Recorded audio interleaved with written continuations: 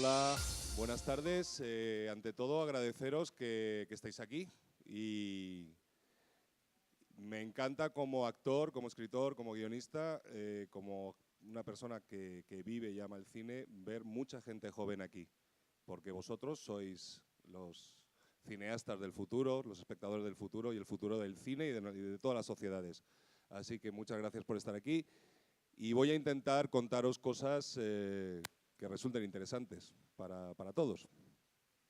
Pues muy bienvenido a este foro aquí en la Biblioteca Juan Bosch, dentro del marco del Festival de Cine Global en la República Dominicana. Tienes muchos admiradores, eres bastante conocida en la República Dominicana. Bueno, pues muchas gracias. Muy bueno, ¿verdad? Muy bueno. Muchas gracias. Pues decir que, bueno, yo creo que está de más la presentación, pero de todas maneras. Carlos es proviene de una familia muy ligada al cine español desde no sé cuántos años, por décadas. Es hijo de una de las grandes actrices del cine español, de Pilar Bardem, y hermano de Mónica y sobre todo de Javier. Y de Javier Bardem, que a ese sí lo conoceréis bien. A ese le conocen. Tú eres el mayor. Yo soy el mayor, pero al lado de mi hermano él es el mayor. Él es mi hermano más joven, pero yo le escucho como si fuera un maestro. Él tiene mucho que enseñar. Sí, mi familia es una familia que, bueno, la vinculación al cine, pues desde que existe el cine en mi país. Mi tío era Juan Antonio Bardem, que fue el primer director español nominado a un Oscar y ganador del Premio de la Crítica en Cannes, con una película maravillosa que se llama Calle Mayor. Y antes que ellos, pues la abuela de mi abuela, yo siempre me pierdo con estos parentescos, la abuela de la madre de mi madre ya era actriz. O sea, en mi casa nos hemos criado siempre entre camerinos de teatro y sets de rodaje, ¿no? Yo quería hacer una pregunta, porque yo no soy un conferenciante, entonces no sé dar conferencias, me gusta conversar, Entonces quería haceros una pregunta. ¿Cuántos de aquí sois o pensáis ser actores o guionistas? A ver, que levante la mano. Uy, un montón. Un montón. Y estáis estudiando para ello y os estáis formando, ¿no? Bien, yo lo que os voy a proponer es que esto sea, como dicen ustedes, un conversatorio, pero que sea real. O sea, en cualquier momento que quieran preguntarme algo, no esperen al final. Será una charla mucho más viva, con la ayuda de nuestro moderador. O sea, si yo digo algo que les provoca una duda o algo, por favor, me encantaría que establezcamos un diálogo de verdad. Y yo he estado dando muchas vueltas desde que me invitaron. ¿Qué puedo contarles yo que les resulte interesantes a ustedes? Bueno, yo sí tengo una peculiaridad. Soy actor y al mismo tiempo soy escritor. Y no solo soy escritor de cine, o más que escritor de cine, soy un escritor literario. Tengo 5 libros publicados, 3 de ellos son novelas, 2 de ellas están premiadas. Con lo cual, yo creo que lo que les puede interesar a ustedes, si quieren ser actores o guionistas, yo he estado pensándolo, es cómo se vive desde los dos lados el cine. ¿Qué hay en un actor que choca con la mecánica?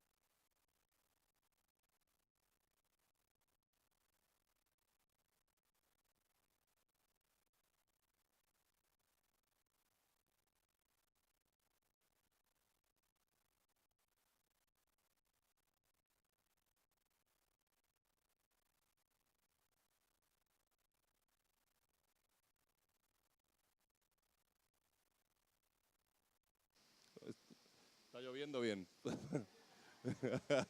¿Se escucha de todas maneras? ¿Se escucha bien? Sí. Bueno, los actores tenemos que tender a complicarnos la vida. ¿Qué significa esto? Hay mucha gente, cuando empecéis a estudiar interpretación, que os dirá, hay que ir al corazón de la cebolla, cuando tú te aproximas a un guión, a un texto y te proponen un personaje, ¿cómo vamos a llegar a la verdad de ese personaje? ¿Cómo vamos a ver en qué consiste ese personaje? Esa es una idea reduccionista y simplista que, en mi humilde opinión, lleva a la mala actuación. Es totalmente contrario lo que hay que hacer. Es exactamente lo contrario. No es simplificar el texto, no es simplificar el personaje, no es pensar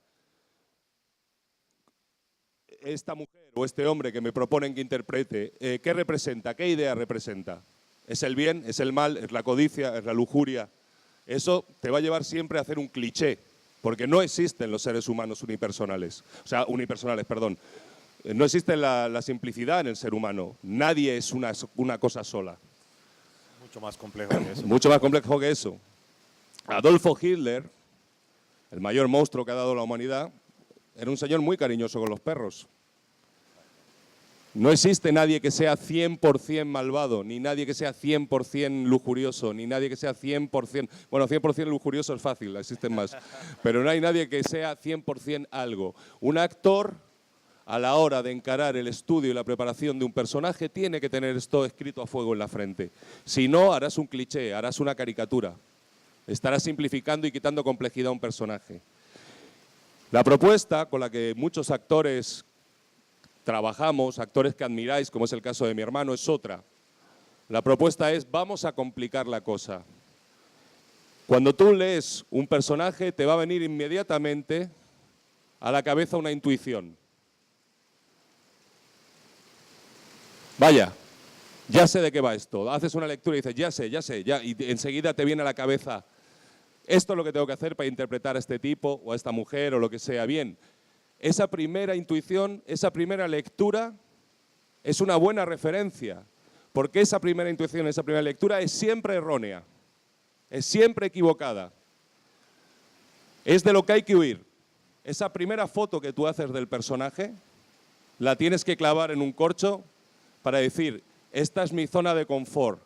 Esto es lo que yo he visto, me ha saltado a la vista inmediatamente, ya sé cómo tengo que interpretarlo, es justamente lo que no tengo que hacer, es justamente de lo que tengo que huir. Esta es la zona de confort, esto es lo que me ayuda a mí a hacer lo que pensamos algunos es una manera errónea de actuar, a llevarme el personaje hacia mí. Un buen actor, una buena actriz, y luego lo explicaremos respecto a guión, y un buen guionista, un buen escritor de cine, tiene que huir de esa zona de confort. Tiene que complicarse la vida, tiene que buscar los espacios donde está en desequilibrio, donde se siente inseguro en el aire, porque en esa inseguridad le va a exigir brillantez, le va a exigir soluciones que de otra manera en la zona de confort nunca va a encontrar. Un buen actor, una buena actriz, nunca trae el personaje hacia sí. Va hacia el personaje. Ejemplo que supongo que todos conocéis, Javier Bardem, este señor que es tan buen actor. Bueno, si vosotros agarráis las últimas 5 o 6, incluso diría 7 películas de Javier Bardem, no veréis a Javier Bardem, veréis gente distinta. Él se transforma completamente. Él huye de su zona de confort. Si vosotros agarráis... ¡Opa! Fuerte, ¿eh? Si vosotros agarráis las últimas 6 o 7 películas de un actor que en su momento fue como Javier Bardem, que es Robert De Niro, vais a ver a Robert De Niro haciendo de Robert De Niro. Está bien, el tipo se lo ha ganado, ha sido un genio y se merece un buen retiro. Y se merece cash y facturar, que es lo que hace ahora. Pero ya no se transforma, ya no busca el riesgo. Vosotros, que queréis ser actores, que queréis ser actrices, que queréis ser guionistas, tenéis que salir desde el riesgo. Tenéis que ver este personaje que me proponen. ¿Qué hay en este personaje? ¿Qué me separa de él? No que me une a él. Lo que te une a él lo vas a encontrar enseguida. Si te quedas ahí, vas a hacer una caricatura. Te vas a hacer a ti haciendo de. El momento mágico para un actor, para una actriz, es cuando consigue ese momento en que deja de ser él, para ser otro. Y se da, y ese momento es mágico, y eso es una de las cosas que hace que nuestra profesión sea maravillosa, o sea, mucho más allá de las gratificaciones materiales. Una profesión que te permite ser otro, ser otra, vivir muchas vidas. Pero para llegar a eso, para llegar a ese vivir muchas vidas, hay que salir con esa idea clara, nunca acomodarme, nunca me voy a instalar en la primera lectura. La primera lectura es engañosa, la primera lectura es la voz de tu miedo, es la voz que te dice, esto es lo que tengo que hacer para no, como dicen aquí, regarla, ¿no? Si hago esto, va a estar bien, nadie me va a pedir más. No. Vayamos siempre al contrario, a la contra de esa primera lectura. Cuando un actor o un guionista se enfrenta a un hecho artístico, como es narrar una historia, Huir de esta simplicidad, yo siempre lo ejemplifico con una imagen, es añadir, no quitar, no pelar la cebolla, es todo lo contrario. Es añadir capas a la cebolla. Porque los seres humanos, en la vida, nuestro proceso vital, biológico y moral, es precisamente eso, añadir capas. Cuando somos bebés, somos una idea pura, cristalina. No tenemos complejidad. Somos unos bultitos de carne que comemos, meamos, cagamos y dormimos. Hacernos mayores, crecer, es complicarnos, es hacernos complejos, es cargarnos de miedos, de alegrías, de sueños que se frustran, de muchas cosas. Es añadir capas a la cebolla. O sea, el viaje a la hora de escribir, tanto de escribir como de actuar, es ese. No es llegar al corazón de la cebolla, es exactamente el contrario, no sé si me explico. Es salir del corazón de la cebolla y decir, ¿cómo voy yo a complicar esta escena como escritor? ¿Cómo voy yo a complicar esta situación como actor? ¿Cómo voy a darle humanidad a este personaje? Por ejemplo, supongo que todos habéis visto No Country for Old Men, de Javier Bardem, ¿no? Bien. Evidentemente, No Country for Old Men, el personaje de Anton Chigurh es un psicópata, es un asesino, no ya inmoral, sino amoral, un psicópata. El trabajo de Javier en esa película fue exactamente el contrario, fue intentar, de alguna manera, aunque sea perturbada y enferma, darle humanidad a esa persona, cargarlo de tics. Ahí entra el trabajo de composición, tanto para el escritor del guión como para el actor. Ahí viene el decir, la forma de andar, la forma de vestir, las inflexiones de la voz, ese peinado absurdo que saca mi hermano en la película. Sería muy fácil haber interpretado a un psicópata, un tipo neutro que no dice nada, pero es a partir de la idea, y ese es el gran trabajo de Javier, el trabajo que le reconocieron, es complicarlo y ponerte. Y quiero, a ver, una aclaración. Todo lo que digo, lo digo como escritor y como actor. Vale para las dos cosas. Para los guionistas que podáis estar aquí, para los actores. Complicarse. Ponerse en callejones sin salida. Conocer muy bien la técnica para destruirla, para ignorarla. Formarse muy bien como actores, formarse muy bien como guionistas, saber que un guión es heredero de la literatura clásica, del teatro clásico, tiene primer acto, segundo acto, tercer acto, planteamiento, nudo y desenlace. Conocer eso para luego mandar eso al carajo. Ahora, si no lo conoces, no puedes subvertirlo. Si no lo conoces, no puedes desmontarlo. Tener muy buena formación como actores, como guionistas, precisamente para olvidarnos de la formación. Tener las herramientas para usarlas instintivamente, para no tener que pensar, ¿qué voy a hacer? Te va a venir solo, pero tienes que tener la caja de herramientas bien surtida al lado y saber utilizar cada una de esas herramientas. Ese es el secreto. A la hora de crear historias, hay veces que la gente dice, bueno, un actor no es un artista. En cuanto que un actor no tiene una autonomía propia en una película, se supone que tú eres un señor que encarnas la idea que ha generado otro señor, un guionista, y lo hace según las directrices de un director. Se supone que tu margen de creatividad artística es limitado. Bueno, eso es falso. Los buenos actores, los grandes actores son artistas. Y si no, no tenéis más que imaginaros cualquier personaje icónico que os haya arrancado la cabeza cuando lo habéis visto, que habéis dicho, madre mía, qué trabajo. Pensarlo interpretado por otro actor, no necesariamente por un mal actor, por otro actor cualquiera. Sería un personaje distinto, completamente distinto. Mar Adentro, por ejemplo. Eso mismo es aplicable al guionista. El guionista se enfrenta a un reto muy curioso, que es hacer antiliteratura. Es escribir muy mal. Los guiones de cine son pésima literatura. Y es importante que el que quiera dedicarse a escribir guiones lo tenga muy claro. No hay nada más distinto, más separado de la escritura de guión que la literatura. Si tú quieres escribir novelas, escribe novelas. Si quieres escribe literatura, pero no escribas guiones literarios porque son la peor plaga dentro del cine. O sea, todo lo que se pueda mostrar en imágenes no se debe decir nunca. Tú vienes de la historia porque esa es tu formación académica, digamos. Yo soy licenciado en historia, sí. Exactamente. Sí. Y llegaste un poco tarde al cine, digamos, también, porque Sí. en el 99 fue cuando... 97. 97. 97 primero, pero digamos que la más conocida, la de Más que amor frenesí, ¿verdad? La de Albacete. No, esa fue en el 97, fue la primera, ¿no? No, yo llegué tarde a la actuación porque yo siempre lo cuento. Yo soy mayor que mi hermano, yo tengo 6 años más que mi hermano. Mi madre es una señora que por circunstancias familiares tuvo que criar sola 3 hijos. Yo me crié viendo a mi madre, o sea, no tenía ninguna mitología sobre el lado glamuroso de la actuación.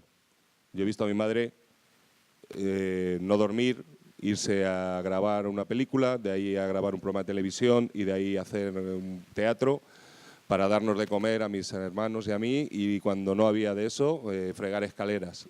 Con lo cual, yo no me creé con ninguna fantasía de qué maravilloso es el mundo de la actuación y todos. Esa cosa que piensa mucha gente, absurda, de que todos los actores viven como vive Brad Pitt, o no sé, ¿no? Es Brad Pitt. El 99% de los actores somos gente que trabajamos cuando podemos, que tenemos muy presente una cosa que a mí me enseñaron en mi casa, que es de la sabiduría familiar respecto a la actuación, que es un dicho que dice: por Dios, que lo que me ofrezcan sea bueno, porque si es malo lo voy a hacer igual, porque hay que pagar la renta.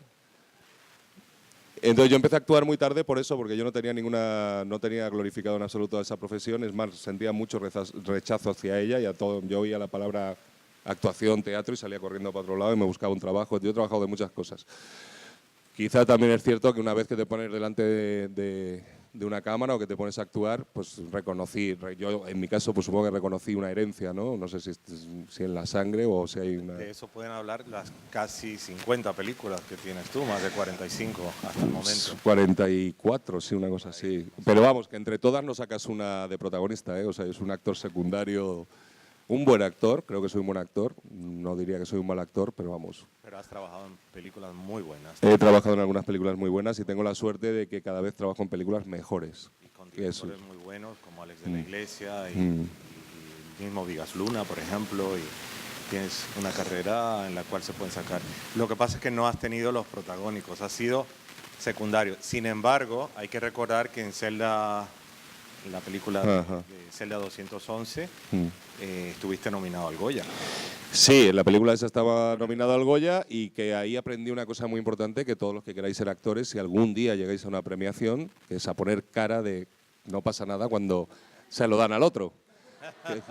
Cuando todo el mundo te está diciendo este año es tuyo, y se lo dan a un señor que además es amigo tuyo, que está sentado al lado. Y entonces lo besas y lo abrazas y por dentro te estás cagando en todo lo que se ve. Pero bueno, yo lo que sí creo que es importante, o me gustaría que sacarais de aquí, es... hablo para... a lo mejor soy un poco egoísta, me gusta mucho hablar para la gente que creo que va a hacer cine. Los que ya estamos haciendo cine, lo que yo diga ya lo conocen. Me gusta hablar para los jóvenes, para los que estáis aquí.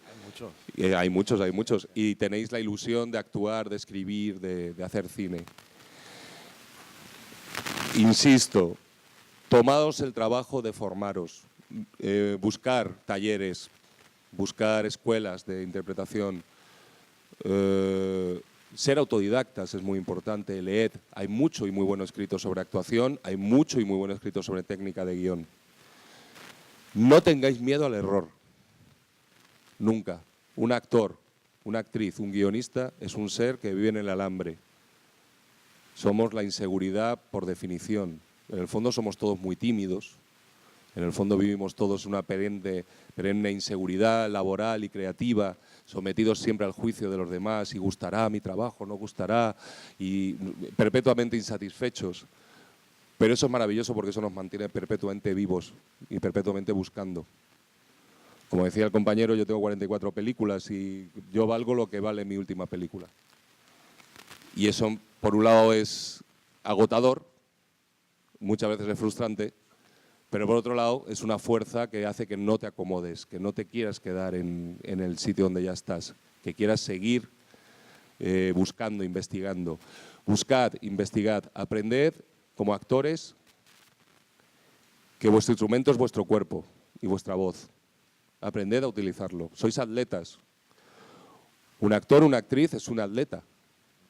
Es un tipo que tiene que estar, sobre todo, no tanto en el teatro, que es la máxima disciplina, pero por ejemplo en el cine, un actor o una actriz es un individuo que puede estar 2 horas sentado en una silla y de repente le vienen corriendo y le dicen, vamos, vamos, vamos, que hay que rodar. Y se te colocan las luces, bla, bla, bla, bla, y de 0 a 100 tienes que pasar de estar charlando con tus compañeros a llorar la muerte de tu padre, a odiar al tipo que te ha robado lo último que te quedaba, o a reír como un loco con alguien a quien ni siquiera te cae bien, ¿no? ¿Entiendes? Entonces eso es ser un Usain Bolt de las artes, ¿no? Ese pasar de 0 a 100. Para pasar de 0 a 100 hay que estar muy preparado. Tú has trabajado varias veces con tu hermano en varias películas y recuerdo particularmente Perdita Durango, de la cual escribiste también el libro. Es decir, sí, bueno, escribí un making of, sí. Sí. Que nos cuentas qué tan complicado puede ser trabajar al lado de una personalidad así. Bueno, a mí siempre me hacen esa pregunta, ¿cómo se vive siendo hermano de Javier Bardem? Yo digo, pues se vive de... No, pero perdóname, te digo, se vive cojonudamente, como decimos los españoles, porque mi hermano, tengo la suerte de que es mi mejor amigo, y es un tipo tremendamente generoso. Y lo que pasa cuando trabajas con alguien como Javier Bardem o con otros grandes actores como Luis Tosar, que he tenido la oportunidad de trabajar, o Stephen Dorff o Benicio del Toro, ya he trabajado, acabo de terminar una película con él, es la tercera vez que trabajo con Benicio, o la segunda. Grandes actores, grandes actrices, es lo más fácil del mundo. La verdadera mierda es cuando tienes que trabajar con un muy mal actor, una muy mala actriz. Un gran actor, una gran actriz, siempre te van a hacer mejores a ti. Porque trabajar, lo peor que puede hacer alguien al actuar es aislarse, trabajar solo. Ese es el camino directo hacia la mala actuación y hacia el fracaso. El egoísmo bien entendido en la actuación es poner todo lo que tú tengas al servicio de la persona que está contigo en escena. Cuanto más le des tú a él, más vas a recibir y más verdad, más real, más vivo va a ser todo lo que pase en esa escena. Entonces, trabajar con los mejores es siempre fácil. Es lo que a los actores nos encantaría. Es lo más maravilloso que existe. Porque, por ejemplo, mi hermano es una persona que ¿cómo decirlo? Es un violinista privilegiado. O sea, él puede, en una misma escena y con las mismas líneas de diálogo, te la hace 5 veces y las hace 5 veces, cada una distinta y cada una mejor que la anterior. O sea, es un privilegiado, es un virtuoso. ¿Qué pasa? Si tú eres parte de esa escena o parte de ese engranaje o estás recibiendo esa verdad que él pone, él o cualquier actor como él, te contagias de eso. El problema es cuando topas con alguien que por ego, por inseguridad, por falta de formación, trabaja solo. Trabaja para él tiene su idea, mi personaje yo lo preparé y es así, y tú le das algo y no reacciona a ese algo, esa escena se va a morir, esa escena nunca será verdad, ¿no? Yo supongo que si repasáis películas, todos hemos visto películas muy buenas y películas muy malas. Entonces, sabéis detectar cuando una escena es creíble. Cuando una escena es creíble es cuando hay ese clic mágico en que 2 personas o 3 personas se olvidan de que están actuando. Se nota la química. Y están viviendo lo que están haciendo. Y para que eso pase, tiene que haber una corriente de energía.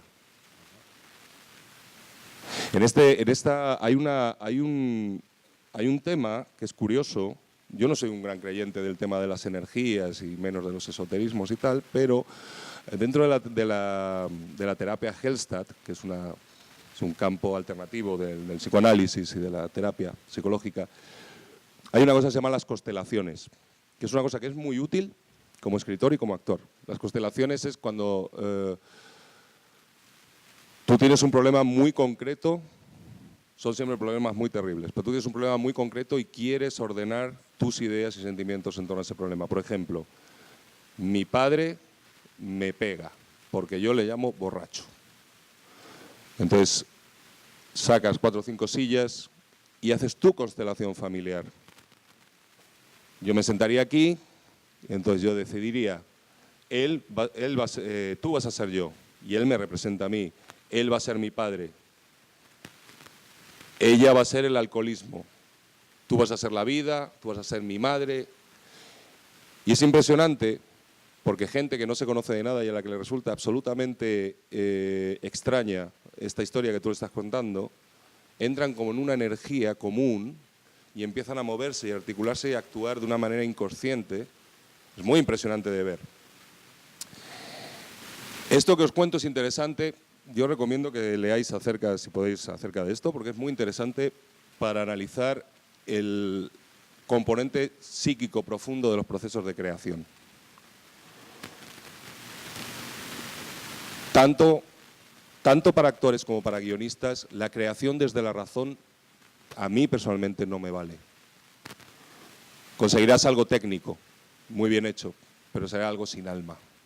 Es muy interesante cuando actuemos, cuando escribamos un guión, cuando escribamos una obra de teatro, abrir una conexión con lo más profundo de nuestra psique.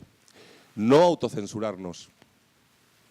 Estar dispuestos a jugar con cosas que nos van a hacer daño, a sacarlas a la luz, a ponerlas encima de la mesa. Porque tanto a la hora de actuar como a la hora de escribir, pensad que lo que os conmueve a vosotros, lo que os asusta a vosotros, lo que os alegra a vosotros, hará lo mismo con el espectador. Tú puedes decir, yo voy a hacer, en concreto en el caso del guión es muy claro, yo voy a escribir una película de superhéroes que son unos tipos con capa que vuelan y explotan cosas, entonces yo esto lo puedo hacer. Es una fórmula, en los primeros 3 minutos tiene que pasar una cosa impresionante, luego no sé qué, luego presento personajes, luego viene el conflicto y el tercer acto es la resolución del conflicto. Lo puedes hacer desde la frialdad, desde la razón y te saldrá un espectáculo. Pero ¿qué problema hay con todas estas películas de puro espectáculo, de puro entretenimiento? Son divertidas, a todos nos gustan, pasar un buen rato, desconectar de nuestra vida diaria, ver algo que no tiene nada que ver con nosotros y comer unos popcorns y, bueno, te olvidas de tus problemas durante 2 horas, ¿no? Pero si nos interesa el cine que tiene más que ver con el arte o la interpretación que tiene más que ver con el arte, por narices nos tenemos que meter en lo que nos duele y tener el coraje de explorarlo y saber que la técnica siempre tiene que estar, la técnica tanto a la hora de la escritura como a la hora de la interpretación, tiene que estar al servicio de la emoción o al servicio de la idea que tú quieras compartir con los demás. Y que si a ti te toca, te conmueve y te emociona, normalmente nosotros somos todos iguales. Aquí, en China y en donde sea, somos seres humanos. Las emociones básicas las compartimos todos, al margen de diferencias culturales o geográficas, todos somos lo mismo. Si hablamos a esa nuez central, a esa alma común que tiene el ser humano, tiene que ser desde la honestidad, tanto como actor que como escritor. Y estar dispuesto a afrontar lo que suponen esos procesos, que muchas veces suponen convertir la lupa en un espejo, girarlo hacia ti y decir, uff, este soy yo. Madre mía, no sé si me gusta mucho lo que veo. Pero bueno, lo que veo es un ser humano. Volvemos al principio de lo que decía. Veremos algo complejo, veremos algo con luces y sombras, veremos a alguien imperfecto. Pero las personas imperfectas, las historias imperfectas, son las verdaderamente interesantes. Los otros son cómics. Creo, no sé qué pensáis al respecto. No sé si os surge alguna cuestión o... Yo viví una constelación hace 2 semanas que ni siquiera sabía lo que era, por un problema de una persona que llevé a esa terapeuta, y la verdad que fue espectacular. Fui uno de los elementos, yo era una casa. Un representante. Y yo representaba la casa, que era parte del conflicto. Y la verdad que fue espectacular lo que vivía y esa energía o esa química, por llamarle de otra manera. La gente no cree mucho cuando uno habla de energías. Pero no me imaginé que eso pudiera ayudarme a mí como actor, a desempeñarme, a conocerme más. Bueno, pues vamos a ver, sí, porque me gusta que saques este tema. Vamos a, por ejemplo, tanto Javier como yo, como otros actores y actrices muy importantes en mi país, Nosotros estudiamos con un señor que para nosotros es un gran maestro de la interpretación, que se llama Juan Carlos Corazza. Nosotros conocimos todos estos procesos en el taller de Juan Carlos Corazza, en su estudio. ¿Por qué? Porque cuando tú, por ejemplo, como actor, te pones frente a un personaje, que es un personaje complejo, vamos a ver, tampoco nos engañemos, a lo mejor te llaman un día para hacer 2 sesiones de un señor que dice hola, buenas tardes, el café, pues no tiene mucho sentido que te pongas a hacer estas cosas.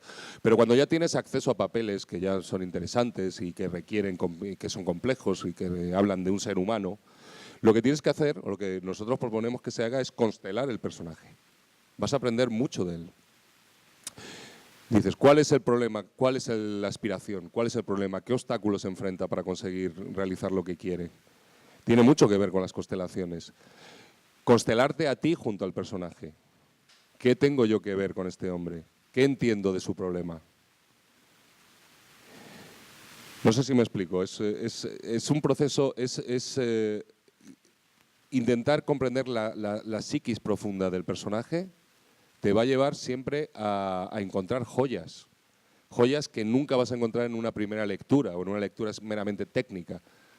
Ah, sí, bueno, por lo que decíamos antes. Este tipo es malvado. Pues pongo cara de malo, pongo mi cara de malo 36B. ¿Cuántas caras de malo tengo? 40. Pues voy a poner la 36, que me va a funcionar muy bien. Te va a llevar a una interpretación maniquea, falsa.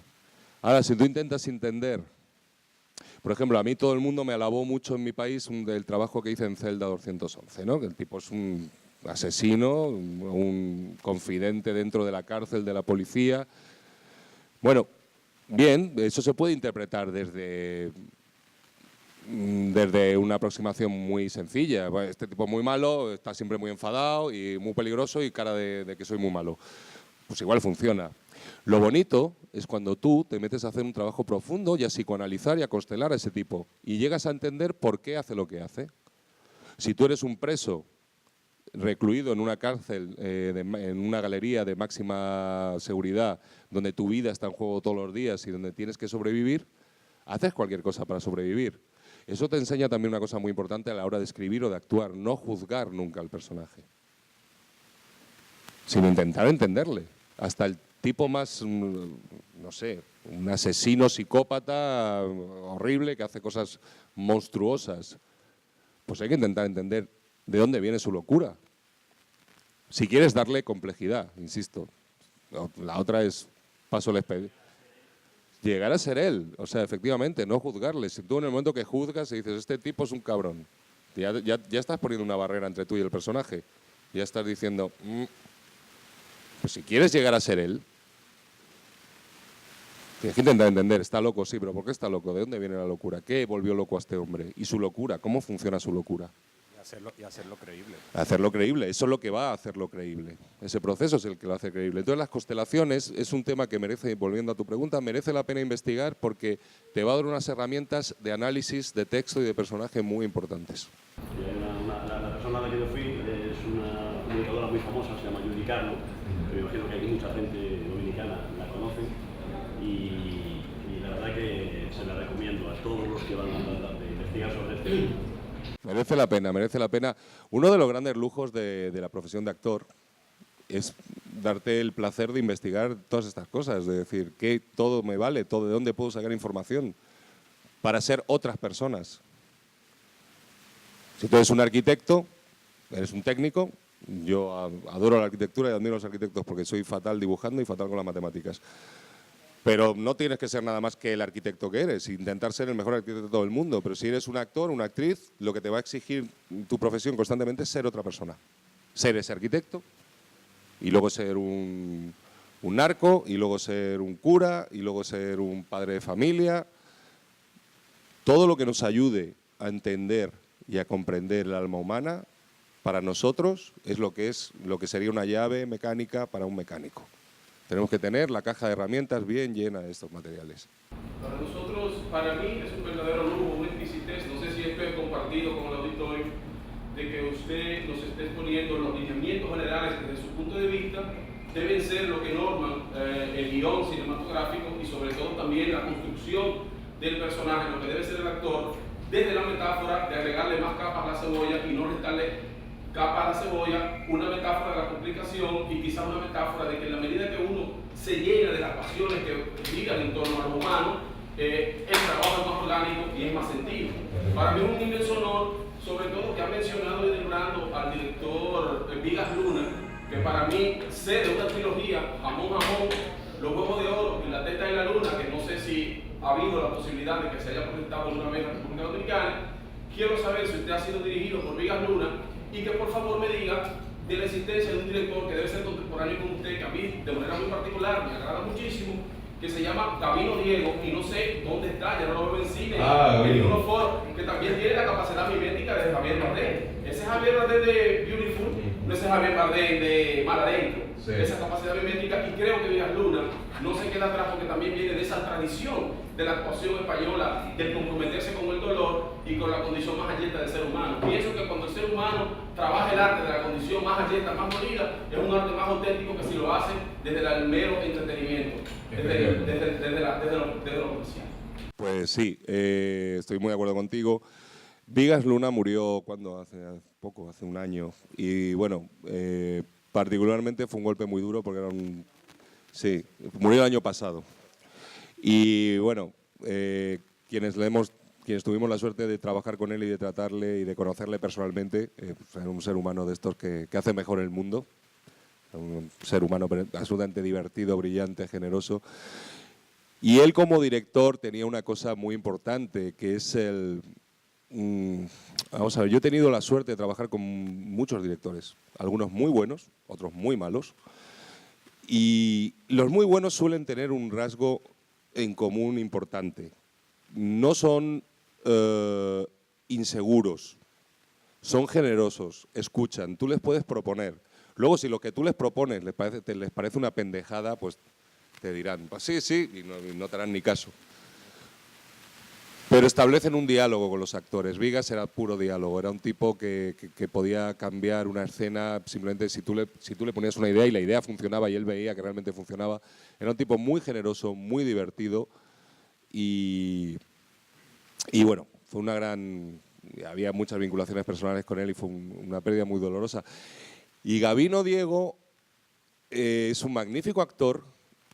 Es un actor que está pagando lo que pasa en mi país desde hace 7 años para acá, que es una cosa que le llaman crisis económica y que, bueno, algunos pensamos que no es una crisis, es una estafa. Y entonces uno de los blancos contra los que tira con bala nuestro gobierno es el cine. Entonces en mi país el cine, cada vez se produce menos cine, cada vez se exhibe menos cine español, es muy complicado hacer cine. Y magníficos actores como Gabino Diego pues están o en el paro o sobreviviendo haciendo teatro o intentando comer de alguna manera, ¿no? Pero bueno, Gabino sí es un tipo camaleónico y es un gran actor. Hay una cosa que comentabas sobre... es importante, yo creo, como dominicanos que sois... Cada cultura, cada país tenemos una sensibilidad o algo que nos predispone hacia algo en concreto. Una cosa, supongo que aquí se ha visto bastante cine español de muchas épocas. En Gabino particularmente, por ejemplo, hay Carmela o El Rey Pasmado o Las bicicletas son para el verano. Perfecto, magníficos ejemplos. Vosotros veréis que en la cultura española hay una tendencia al humor negro. Somos gente que venimos de una historia complicada, como la de cualquier otro país, pero nos ha quedado una cosa muy española, es la mala leche, lo que nosotros llamamos la mala leche. O sea, y cierto sarcasmo y cierta crueldad que bien aplicada en una historia es muy humorística, es muy graciosa. No es un humor liviano, es un humor que habla de tripas y de la envidia al otro y de un país un poco cainita, ¿no? En este aspecto. Esas películas que acabas de citar de Gabino pues son un perfecto ejemplo de eso, ¿no? de esa escuela, de esa narrativa española y de esa escuela actoral española que ha dado magníficos. En España lo que ha habido siempre es magníficos actores secundarios. O sea, tú podías llenar el cuadro, una escena con 6, 7, 5 actores y actrices funcionan como relojes y son maravillosos, ¿no? Agustín González, por ejemplo. Agustín González. José Luis López Vázquez. Sí, o sí. sea, Todo- demasiado, to- todos. todos ya, pobrecitos, se nos han muerto ya todos. Así es. Sí. Andrés Pajares, sí. Bueno, ese era principalísimo. Ese Bueno, era ahora, protagonista en todos estos todas. señores eran grandísimos actores, están todos muertos. Ahora os invito a que chequeéis cine más reciente. Hay algunos que todavía viven. A la hora de usted construir su personaje, ¿cuál es el ambiente que usted busca para hacerlo y cuál es usted? La técnica, bueno, tiene que ver un poco con lo que hablábamos. Tú, ¿qué quiere decir? El ambiente de trabajo que yo busco. Para concentrarte. Sí, yo creo que en el trabajo de un actor, en el de un guionista es obvio, pero en el del trabajo de un actor hay una gran parte de trabajo de mesa, de trabajo puramente solitario, de leo, releo, entiendo. Mi técnica tiene mucho que ver con eso que decía al principio. Lo primero que me ha venido a la cabeza, eso lo tengo que desechar. Porque eso es lo fácil, eso es mi subconsciente me está tirando por aquí, me está diciendo, ah, no, pues ya está, pues lo haces así. No, eso no vale. Eso es una trampa que me pongo yo a mí mismo. Releer, el trabajo de un actor en la primera etapa es un trabajo de lectura, de análisis de texto, fundamentalmente. De saber realmente de qué hablan las escenas. Eso tiene que ver también con una cosa que nos pasa a muchos actores a veces. Vamos a ver, igual que hay magníficos directores y directores muy malos, muy buenas películas, películas espantosas, hay guiones maravillosos y guiones que son una basura. Y tú los tienes que interpretar igual. Cuando tú tienes la suerte de que te llega un muy buen guión, escenas bien escritas, un personaje bien escrito, es un gozo. A veces te llegan escenas que yo no soy el tipo más listo del mundo, pero no, tampoco soy tonto, entonces te quiero decir, y la leo y la releo y digo, pero ¿esto de qué va? Qué mal escrito está, es que nadie hablaría así, es que ahí entra una segunda parte, que es elaborar tu contraoferta. Es decir, hablar con el director y decir, oye, mira, todo bien, pero y si vamos por aquí, y ahí empieza una parte que puede ser muy bonita, de negociación, que puede ser muy bonita, si consigues lo que quieres, o muy frustrante, si no te hacen ni puñetero caso y entonces te acabas diciendo frases absurdas en situaciones inverosímiles. No, vamos a ver, no es que sea difícil, es imposible. O sea, ahí estarás haciendo una caricatura. O sea, si tú no te crees lo que estás haciendo, es imposible que nadie se lo crea. Punto. Y más en el cine, donde hay una cámara como esa, que según el objetivo que le pongas es así. La cámara de cine no permite mentir. O sea, es impresionante. Te lee los poros y a través de los poros te lee el alma. O sea, y si lo que estás haciendo tú lo sientes y lo crees y lo estás viviendo, conseguirás una magnífica actuación. Si no crees en lo que estás haciendo, en algún momento se te va a notar el truco. Y eso es espantoso, ¿no? El ambiente para trabajar, en mi caso, me avergüenza mucho decirlo, soy un tipo que necesito silencio. ¿No? Hay muchos compañeros míos que empiezan a asociar músicas al personaje y buscan todo tipo de estímulos. Yo tengo que estar en silencio, me vuelvo un tipo bastante insoportable. Mi maravillosa compañera lo puede atestiguar. Pero tú trabajas muchísimo porque acabas de completar 2 películas y tiene como 2 más en carpeta para estrenar y otras que están en rodaje, ¿no? Sí, no me puedo quejar, la verdad es que voy enganchando un proyecto con otro. Yo tengo una suerte que es que tengo fama de que imito muy bien acentos. Entonces, he estado rodando en Panamá una película sobre Pablo Escobar con Benicio del Toro, donde era inglés y colombiano. De ahí me he ido a rodar otra en Perú, donde hablaba en inglés y en peruano. Trabajo mucho en México haciendo de mexicano. Ya cuando me contratan en mi país, la verdad es que me cuesta más que cualquier otra cosa. Y sí, tengo varias películas por estrenar y no me quejo. Yo tengo una curiosidad especial. Hay una nueva versión de Gardel que va a ser Jean Dujardin, el del artista probablemente. Y tú estás bueno, entre los... Ahí voy a darte una exclusiva. Eso es una mentira como un templo. Esto es un señor. Porque esto es una cosa que lo francés, Jean Dujardin. Sí, pero Jean Dujardin, pobrecito, él no tiene que ver. Vamos a ver. El director. No, Armand Mastroianni. Mastroianni, sí. Yo no creo que Armand Mastroianni esté ahí metido de ninguna manera. Esto es un señor que lleva años diciendo que vamos a hacer una película de Gardel y pasan los años y sigue el puesto ahí Gardel, va cambiando gente, pero eso nunca... Pero tiene nombres que menciona, así, mi maestro... Sí, pero bueno, claro, pero por ejemplo, Nada, no hay nada de eso. Yo eso no... Vamos, me alegrará mucho si es verdad, un día me llaman y me mandan un contrato, pues... Hay una cosa que es muy impresionante cuando también, hombre, yo he producido, coproducido algunos de mis últimos proyectos y entonces te das cuenta del apasionante mundo de la producción de cine, que es una cosa muy peculiar, donde se te acerca mucha gente evidentemente muy entusiasta. Tú no puedes poner en pie una película, es dificilísimo, son entre 3 y 5 años de tu vida dedicado a financiar, a contratar gente, a filmarla, a editarla, a distribuirla, a viajar con ella, a intentar rentabilizar lo que en un momento fue un sueño, ¿no?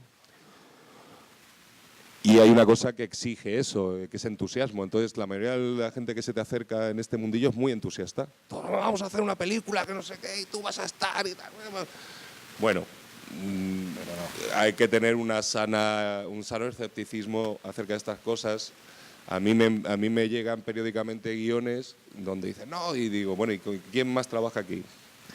Brad Pitt, Josh Clooney, Angelina Jolie, no sé qué, no sé cuántos. Y dice, bueno, pero ¿tenéis firmado alguno? No, pero les va a encantar el guión. Entonces, bueno, y entonces esto de Gardel es un poco así. Y esta última película que vimos aquí hace un par de meses en otro festival, el Festival de Fine Arts, que se llama Diamantes Negros. Esta sí que es una película buenísima también. Sí, es una buena película. Es una película producida y también actuada por Carlo Dursi. Sí, es una película muy buena y es una película que ya... También. Sí, y que ya ha tenido una carrera internacional interesante, la está teniendo, ahora se estrena el 25, se estrena en Madrid. Y es una de esas cosas que te reconcilia con la pureza, con el cine más puro, en el sentido de que es una película que se hizo con muy poco dinero, pero muchísimo talento.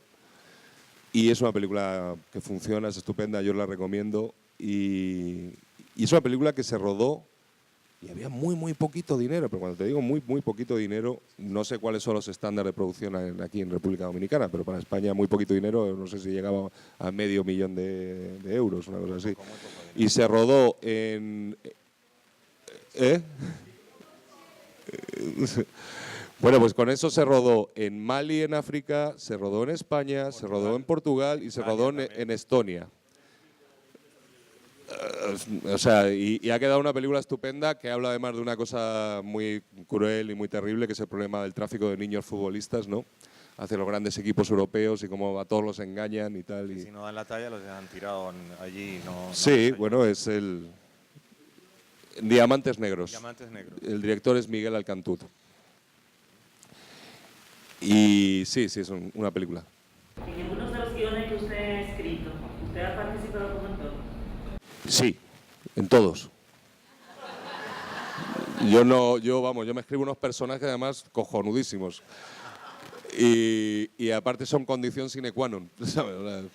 No, vamos a ver, yo no soy un guionista profesional. Yo a día de hoy he colaborado en 2 guiones, uno hace muchísimos años, una película muy rara, que es de culto en Japón, que se llama Bestiario, y hace poco en una película que se llama Lacrán enamorado, que aparte es la adaptación al cine de una de mis novelas, y tuve la suerte de poder adaptar yo con el director la historia al cine, ¿no?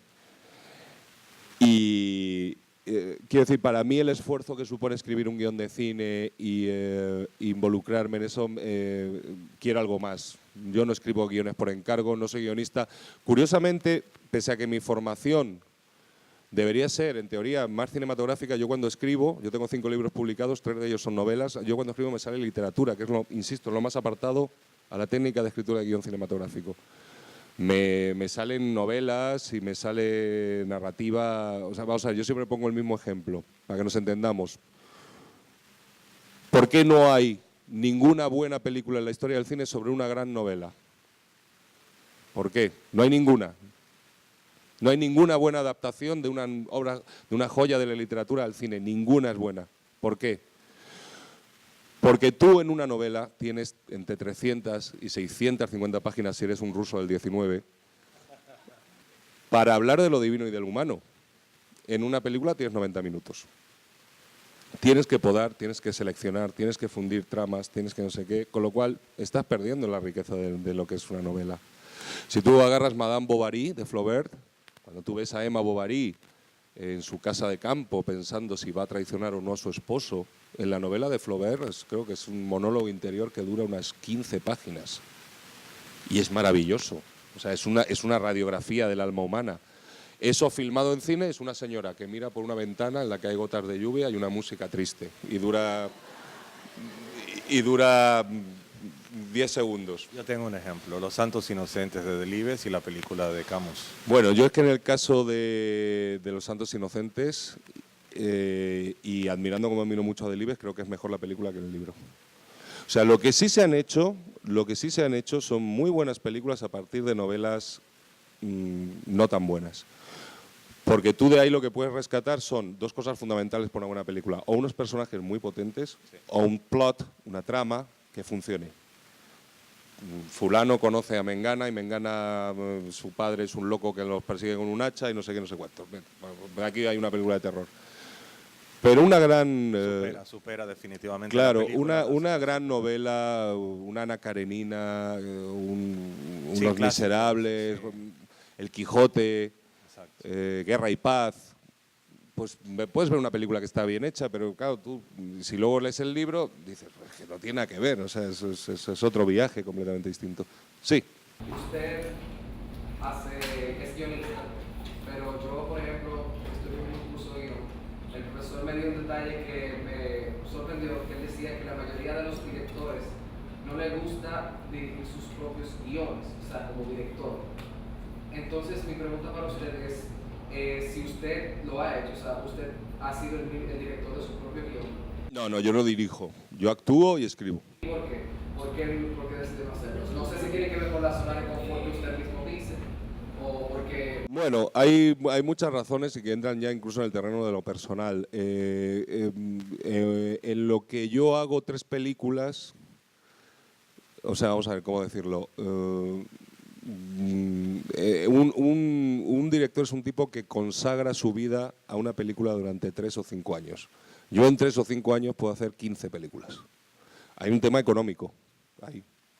Me es más rentable ser actor que ser director. Yo admiro mucho a los directores. Para ser director hay que tener un ego muy potente en el sentido de que tienes que pensar que tienes todas las respuestas. Eres un deus ex machina, eres un demiurgo, eres el dios de un pequeño universo cerrado que se crea en torno a la filmación de la película, donde te van a venir a preguntar desde ¿por qué quieres que esta señora lleve un pincho amarillo aquí? A ¿dónde va cómo queremos que aquí se vea la luz? Si eres un director muy bueno y con mucho oficio, delegarás en los jefes de equipo. Pero al final, todo el mundo, todas esas preguntas te llegan a ti. Yo después de la adaptación de A la gran enamorado al cine, de esta novela mía, que yo coescribí el guión con el director, yo hubiera estrangulado al director varias veces después de ver la película, y es una buena película, es una muy buena película. Pero evidentemente no es la película que yo hubiera hecho. Eso es interesante para los guionistas. O sea, si tú escribes guiones, tú tienes que estar preparado a que te destrocen los guiones y te dé igual. O sea, un guión es una guía, por cierto, hay una revista que está circulando ahora, a mí me la han dado con la carpeta del festival, una revista que se llama Global, donde hay un magnífico, pero magnífico de verdad, para los guionistas, artículos sobre el guión en Latinoamérica y sobre técnica de guión, que lo escribe Antonio Niño. La revista de la Fundación. La revista de la Fundación. Sí. Pues en el número que hay ahora, por favor, a los que estáis interesados en guionizar, leedlo. A propósito de todo esto, de hacer guiones, de dirigir películas, ¿hasta qué punto se justifica el hecho de que usted haga un guión? Sabemos lo que duele parir una obra, lo que hay que investigar, escudriñar, y que entonces otra persona dirige esa obra y es el nombre de esa persona que aparece en grande, o sea, el del director. Una película del director X. Y a veces en los afiches promocionales de las películas aparece bastante pequeñito en una esquinita escrita por. O sea, ¿hasta qué punto se justifica? Bueno, se justifica por el cheque que te pagan. O sea, tienes que estar preparado para... No, vamos a ver, es que hay una cosa interesante que tiene que ver con vuestras dos preguntas. Hay dos mundos. En el cine hay tantos mundos como cinematografías, pero hay dos mundos, para entendernos. Uno es el cine espectáculo y otro es el cine de autor. El cine espectáculo es mayoritariamente americano, norteamericano, y son los grandes estudios, y todos estos tipos trabajan con guionistas profesionales, son artesanos, o sea, la mayoría de los directores no escriben sus guiones. Incluso les llegan y dicen, oye, tenemos este guión estupendo, lo vas a dirigir tú. Ese es un mundo, y ahí el guionista, que por cierto está muy bien pagado, pare historias que luego se las da al señor director, aquí tienes el guión y tú sabrás lo que haces con él y a mí me da lo mismo. Es un técnico. Hay otro mundo, que es el mundo del cine de autor, que es el mundo del cine de raíces más europeas, también latinoamericanas, donde es gente que quiere contar historias. Ahí normalmente la figura del director y el guionista se funde. O es normalmente un director que recurre a un guionista amigo suyo, o el director es el mismo autor del guión, y el tipo tiene una obsesión, tiene una idea, yo quiero hablar de esto, de este es mi mundo, de esto es lo que me ha pasado a mí, esto es lo que yo quiero reflejar, y es un approach mucho más personal al mundo del guión. Todo tiene sus ventajas y sus desventajas. No hay nada más pedante que un director, guionista, el autor, entre comillas, sin talento. Es espantoso. O sea, este señor que te cuenta un trauma de que cuando era pequeñito tenía una rana y su hermano mayor se la mató y por eso él se hizo luego pederasta y cosas, o sea, una cosa muy terrible, ¿no? Ahora, si eres un artista, si realmente tienes una sensibilidad que te permite conectar con lo humano, y entonces te conviertes en un autor total. Magníficos directores que son guionistas, sus propios guionistas. Es como todo, ¿no? Hay bueno y malo, de todo hay en la viña del Señor, ¿no? Tengo entendido que muchos actores profesionales suelen rechazar algunos papeles porque van en contra de su moral. Por ejemplo, la actriz alemana Sophie Roth, que asistió al Festival de Cine hace 2 años, nos dice que ella no hace papeles que tengan que ver con el maltrato a la mujer. Sí. Porque ella no apoya eso y por tanto su carrera tampoco lo va a hacer. ¿Usted tiene algún caso como este? Vamos a ver. Si esa señorita hace eso, creo que se está limitando y está limitando su capacidad de lucha contra lo que ella quiere denunciar. Por ejemplo, te voy a poner un ejemplo muy claro. A la gran enamorado es una historia, la película está sobre mi novela, es una historia sobre neonazismo y racismo. En mi casa somos todos bastante de izquierdas, muy de izquierdas, lo más apartado posible de los nazis. Y mi hermano interpreta al líder de esos nazis en la película y lo hace genial. Es un tipo que da verdaderamente miedo. Tú puedes interpretar a un monstruo, pero si es para denunciar al monstruo. O sea, lo que Javier nunca haría es interpretar a un neonazi en una película a favor de los neonazis. Pero si tú tienes la capacidad de encarnar a un neonazi para mostrar lo absurdo, lo descabellado, lo aberrante que es ser racista y es vivir en el odio hacia los demás, tienes que hacerlo, es tu obligación hacerlo. Hay que interpretar monstruos, pero si es para denunciar al monstruo. Y aparte son personajes que como actor siempre son una maravilla. Pero nunca para apoyar, o sea, yo nunca haría nada que esté en contra de mis ideas personales, porque me sentiría muy mal, me sentiría una prostituta de la peor especie, ¿no? Pero si me dan la oportunidad de interpretar algo que ayuda a denunciar algo que yo creo que hay que denunciar, pues lo haré. En el cine español siempre se ha dicho que los rojos son los que mejor interpretan a los franquistas. ¿Por qué? Porque nos hemos sufrido en nuestras carnes y les tenemos muy estudiados. Sabemos todos los tics que tienen. Entonces... No sé qué tanta relación tiene usted con República Dominicana, pero yo quisiera saber, me da curiosidad, saber qué opinión le merecen las películas que se están rodando aquí en República Dominicana, que son películas de bajo presupuesto, y también por el hecho de que somos un país que estamos en pañales en cuanto a cine se refiere. Bueno, yo desgraciadamente mi relación con la República Dominicana, me da vergüenza decirlo, se ha iniciado con la invitación a este festival, nunca había estado aquí. No he visto más cine dominicano que el que vi en la gala de inauguración, que fue biodegradable, y un corto que se llamaba Tiros, me pareció que estaba muy interesante. Yo lo que diría, yo lo que os animo, es que estáis en una fase que es muy difícil, pero que es muy hermosa, que es la fase de crear donde no había. Tiene que ver con lo que hablábamos de los guiones, y mirar hacia adentro de vosotros, mirar qué historias queréis contar, que no sea todo... O sea, para hacer entretenimiento chafardero está la televisión, respetuosísimo con toda la gente que hace televisión. Eso es un mundo. Yo animaría a que al que de verdad quiere hacer cine, cada país, cada sociedad necesita su cine, porque tu cine es el que da tu visión del mundo y el que conecta con tu ser más íntimo. Y el cine es para siempre. Y el cine es para siempre. O sea, a mí me fascina el éxito global que tienen las gringadas estas, tipo Rambo, donde un tipo con una ametralladora mata a 122 vietnamitas en una película. Bueno, nosotros hay una cosa muy curiosa, dentro de nuestro propio país hay gente que critica mucho al cine, por eso es un tema político, a los cineastas españoles. Y dicen, es que en el cine español siempre hay sexo, siempre hay gente haciendo el amor y siempre se ven tetas. Y digo, bueno, siempre no, eso es un cliché como otro cualquiera, pero es que yo, a mis 50 años, gracias a Dios, he visto más gente hacer el amor y he visto más tetas que señores con ametralladoras matando vietnamitas. Claro.